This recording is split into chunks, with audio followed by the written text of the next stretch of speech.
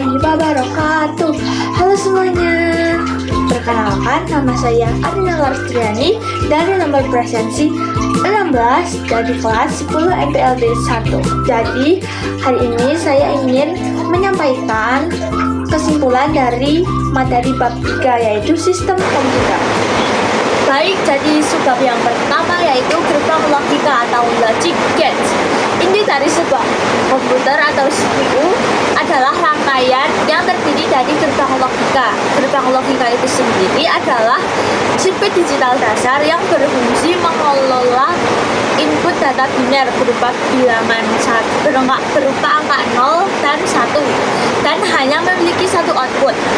Terdapat 3 operasi dasar. Yang pertama, gerbang OR akan menghasilkan output 1 atau high jika salah satu inputnya bernilai 1, dan gerbang AND akan menghasilkan nilai 1 atau true hanya jika semua inputnya bernilai 1, dan gerbang NOT atau inverter hanya memiliki satu input dan menghasilkan output dengan nilai yang berlawanan dari inputnya. Baik, subbab yang kedua yaitu organisasi dan arsitektur komputer. Organisasi komputer berfokus pada keterkaitan setiap bagian dan unit-unit operasional dalam komputer atau bagaimana komputer hardware saling terintegrasi. Sebuah sistem komputer dapat bekerja jika memiliki 3 komponen penting. Yang pertama ada hardware atau perangkat keras, software atau perangkat lunak, dan brainware atau pengguna.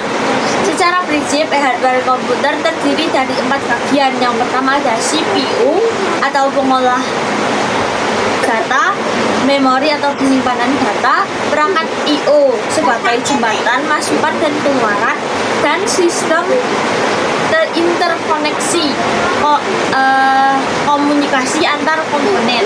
Selanjutnya ada arsitektur komputer. Arsitektur komputer adalah ilmu yang membahas atribut sistem yang dapat dilihat oleh programmer seperti set instruksi, metode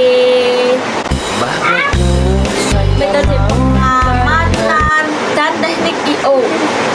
Arsitektur ini dipandang sebagai mesin multi-level, di mana setiap level bahasa dari level 0 atau logika digital hingga level 5 atau bahasa tingkat tinggi memerlukan penerjemah atau interpreter agar dapat dieksekusi oleh. Lanjut, subbab yang ketiga yaitu perangkat keras komputer atau hardware. Perangkat keras komputer adalah semua perangkat fisik yang ada di komputer.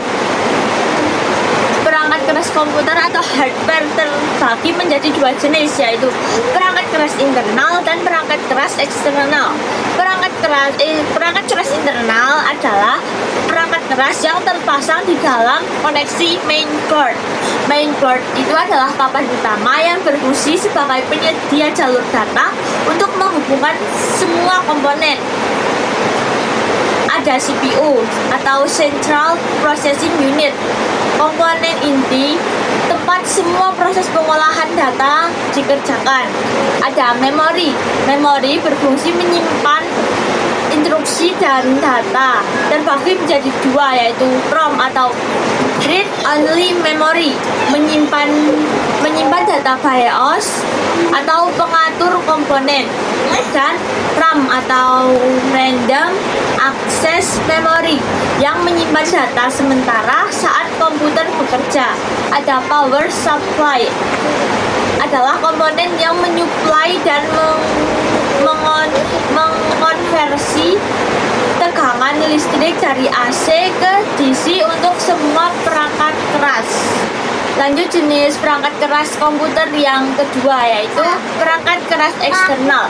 Perangkat keras eksternal adalah perangkat keras yang terpasang di luar koneksi mainboard. Berdasarkan fungsinya, perangkat keras eksternal dapat dikategorikan menjadi 2, yaitu perangkat masukan atau input device, berfungsi untuk menerima masukan atau instruksi dari pengguna. Contoh, keyboard untuk mengetik dan mouse sebagai penunjuk. Jenis yang kedua ada perangkat keluaran atau output device. menampilkan data yang telah diproses. Contohnya, monitor menampilkan grafis, speaker mengeluarkan suara, dan printer mencetak ke media.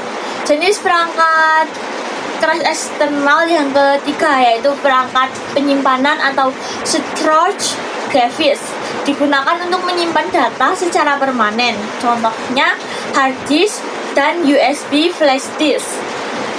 Yang keempat atau yang terakhir ada perangkat input output atau I/O device, perangkat yang memiliki fungsi ganda, input sekaligus output. Contohnya NEC atau Network Interface Card untuk koneksi jaringan dan modem. Lanjut sebab yang keempat yaitu perangkat lunak komputer atau software. Sistem operasi adalah perangkat lunak utama yang berfungsi mengontrol dan menginterupsi perangkat keras berdasarkan input yang diberikan pengguna. Sistem operasi terdiri dari dua bagian utama yaitu kernel atau inti dan biasa disebut juga sebagai core dari iOS yang bertugas mengelola dan memanajemen hardware seperti CPU, memori, hard disk, dan lain-lain. Yang kedua ada aplikasi interface. Aplikasi atau interface berperan sebagai antarmuka yang menghubungkan interaksi antara manusia atau user dengan mesin. Lanjut ada proses booting. Ini adalah proses komputer dimulai. Ada cold boot, itu adalah proses menyalakan komputer dari kondisi mati total. Ada warm boot, proses merestart komputer, misalnya menekan tombol reset ketika komputer dalam kondisi hidup.